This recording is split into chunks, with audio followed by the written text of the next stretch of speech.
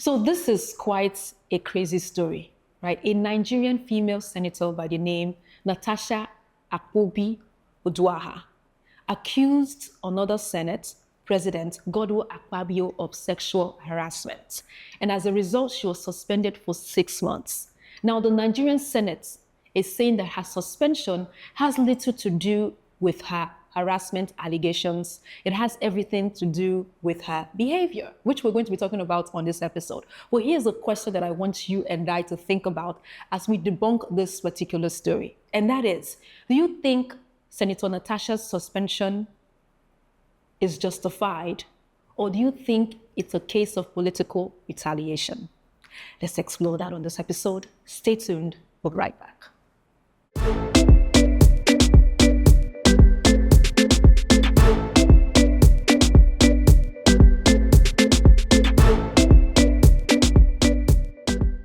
Hello, everybody, and welcome back. My name is Imoitinia, and I'm a visual storyteller who happens to be visually impaired, and I love to cover African stories.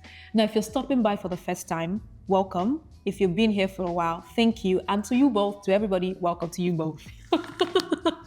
What I mean is, to you all, welcome.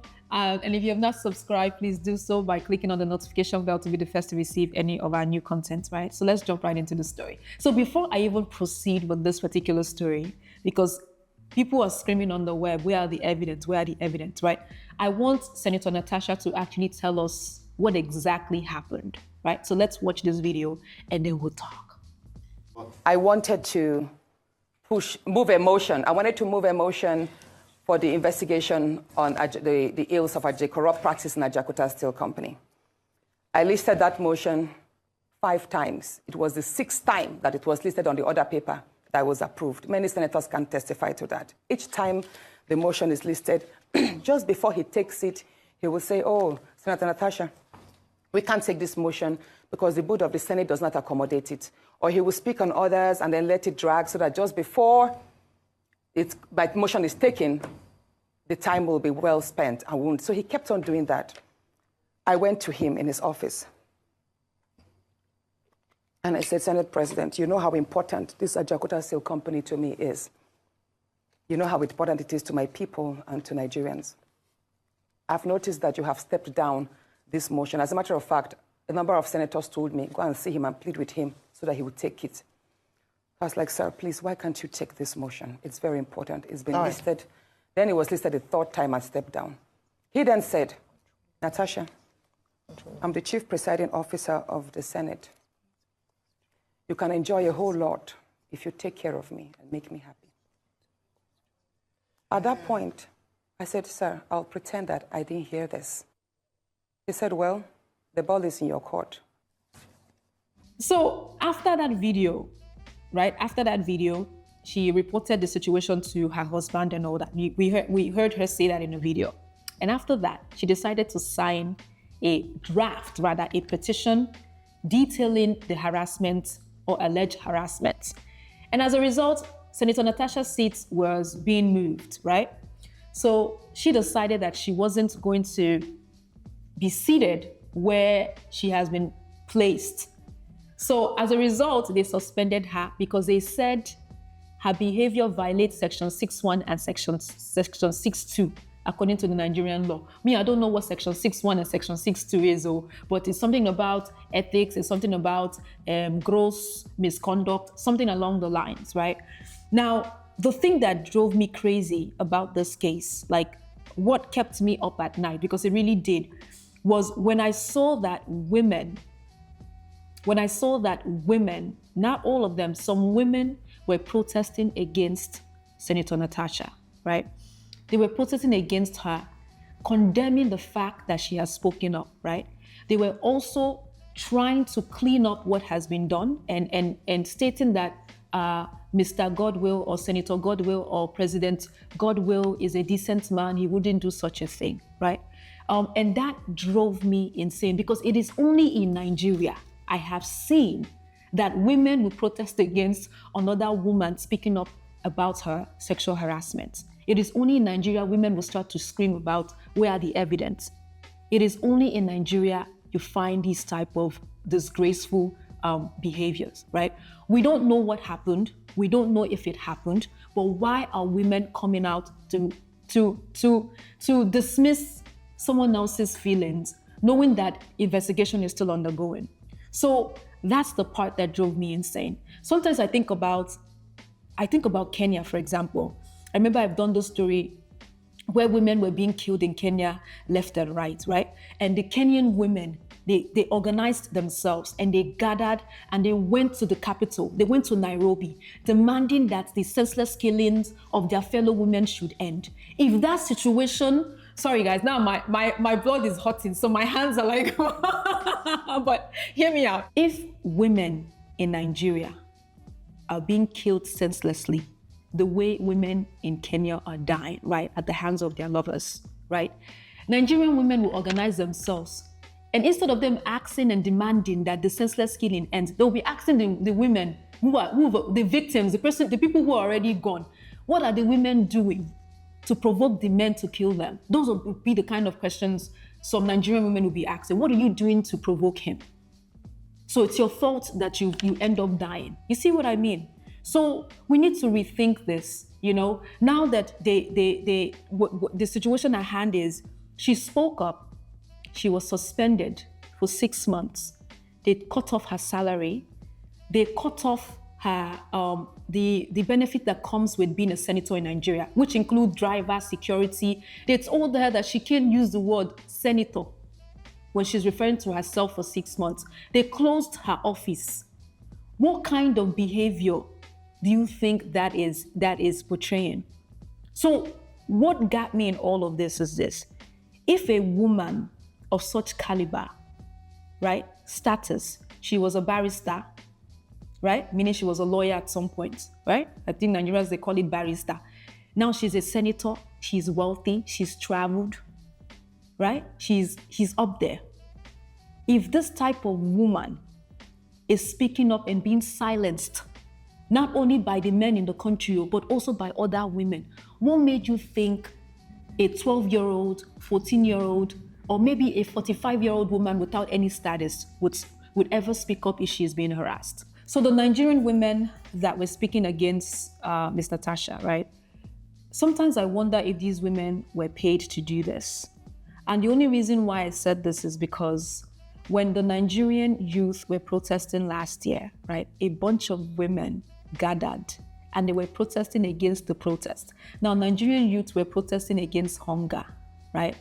And these women gathered to protest against hunger, knowing that they themselves and their children will suffer. So come to find out that these women later realizes that they were they later realizes the implication of their action, right? So just to let you know that at the end of the day, we learned that they were paid to do so. So sometimes I wonder, when women in Nigeria comes out and speak against something that that maybe people are going through, for example, right? I often wonder if these women are getting paid for it. So again, everything just very fishy. In a country where things are not very solid, everything is fishy. So we just have to keep our eyes on this. So for those women looking for evidence, you have to understand that this woman's speaking out, or her decision to speak up, is for our own benefit as women. But for a woman to stand up and share her story, and as a result of doing that, she's being shamed, right? And we're speaking about a powerful person. So right now, the investigation is still going on, right? We don't have evidence as to what happened yet. And the fact that she's deciding, or she's drafted a petition, it means that this particular situation is worth investigating. A thorough investigation needs to be done, right? And I just want to share with you a story, because I do hope that this come across to those who are waiting for evidence. When I worked as a young reporter in Washington, D.C., here in the U.S., there was a head anchor at the station that I worked in, right? Every day when I show up to work, this man would make comments about my physical appearance, and they're very sexual on every level, right? And around the same period was when the Me Too outburst began. Women started speaking up left and right. And at the office where I worked, there were people the people that were facing serious issues because they were obviously sexually harassing other women, right? So this same reporter came up to me and he was saying, begging me not to go and disclose the things he's been saying to me, right? Now, I'm sharing the story for the first time, right? And I don't have any evidence as to why he was doing what he did. I don't have any evidence. I only have my story. So if I had said that to someone and they say, where are the evidence? Or I've said that to a boss and they shut me down. I'm a young woman, a young reporter. What made you think if I face that in the future, I would speak up? So enough of where are the evidence. I think the proper question we should be asking is that why can't there be a speedy investigation on the matter? Not where are the evidence. Not where are the evidence. So everything is still being under investigation. Everything is still being investigated, right? We don't have the details yet. My hope is that Senator Natasha is speaking on truth, right? And because again, if she's not, then you have to understand that the reputation of this guy is going to be tarnished. Now, I'm saying that very lightly because it's Niger. Me, I know Niger. I don't think I've ever come across a situation where a senator, rarely do you see that, where a senator harassed another woman and then they will suspend the senator. Maybe it's there, but I don't think I have seen that in my lifetime. Maybe I'm not reading widely. After all the benefits were stripped from her, she decided to take the matter to the United Nations, where she discussed her fears and worries and the stance of political retaliation in Nigeria against women, right? So I want us to listen to this video. To apologize to Honorable Kafila Obara. I am not here to bring shame to our country. I'm here to seek help for the women of Nigeria. Again, my name is Senator Natasha Apobi. 5 days ago, on the 6th of March 2025, I was suspended. As a senator, I was suspended illegally because I submitted a petition of sexual harassment against the President of the Nigerian Senate, Senator Akpabio.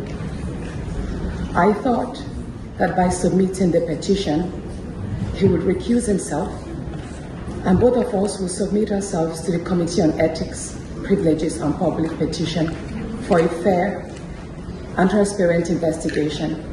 But unfortunately, I was silenced and I was suspended. I was suspended for 6 months, amongst many other stringent conditions, such as taking away my security, taking away all the officials, vehicles, and other items that were handed over to me as a senator. My salaries will be cut off. I must not appear anywhere near the National Assembly. And for 6 months, I'm not to introduce myself or present myself as a senator locally in Nigeria or internationally. That means I'm here illegally. But I had no other place to go but to come here and speak to you women. Because this is a bigger picture.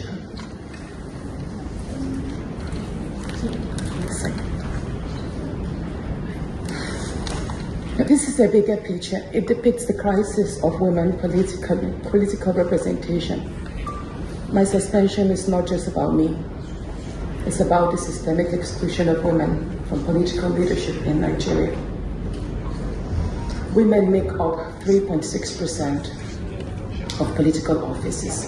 And in the Senate, it's just 2.8. We have 109 men and only 4 of us are women. So right now, it's 108 with only 3 women. This is a clear case of political victimization, punishment for speaking out against impunity, corruption, and gender-based violence. The United Nations Declaration 48/104 declares sexual harassment as a form of gender violence. The Senate's actions are an assault on democracy. I was elected by my constituents to represent them. Yet a few powerful men have unilaterally decided to silence their voices by suspending me for 6 months. My call for an open and transparent investigation into harassment allegations have been met with hostility instead of accountability.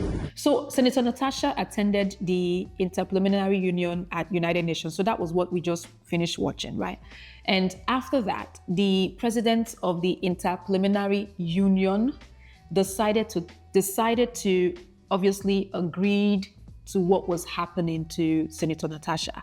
She said what has been done to her is unlawful, and she's looking forward to taking the necessary steps towards ensuring that Mrs. Senator Natasha is safe, right? So she's being heard outside of Nigeria, not necessarily inside of Nigeria within the political sector.